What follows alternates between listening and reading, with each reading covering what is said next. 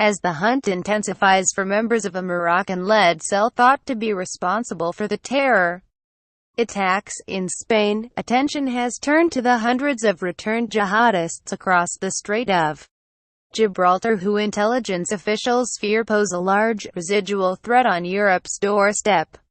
Up to 1,000 jihadists are thought to have been smuggled back to Morocco and Tunisia from the battlefields of Islamic State's now crumbling caliphate.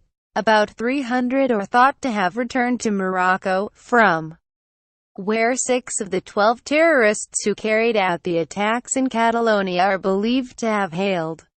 A former leading member of the extremist group's external operations arm said the exodus of ISIS fighters included militants who had fled disenfranchisement and lives of petty crime and felt aggrieved by their status in Europe, particularly France.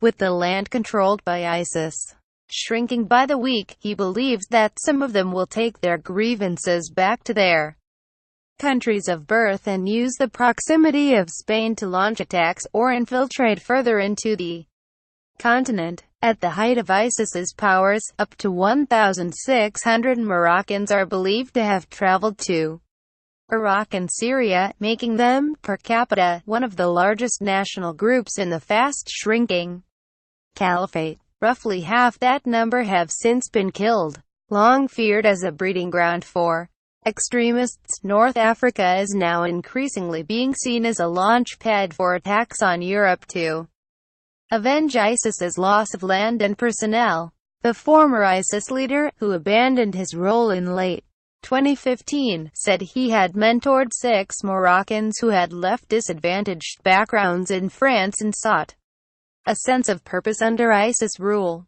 He also worked with others who had traveled directly from the North African country, all of whom were radicalised before they arrived.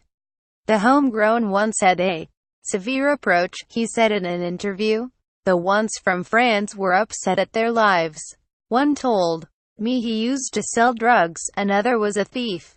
They were looking for something, and they deeply believed that they were not at home in France.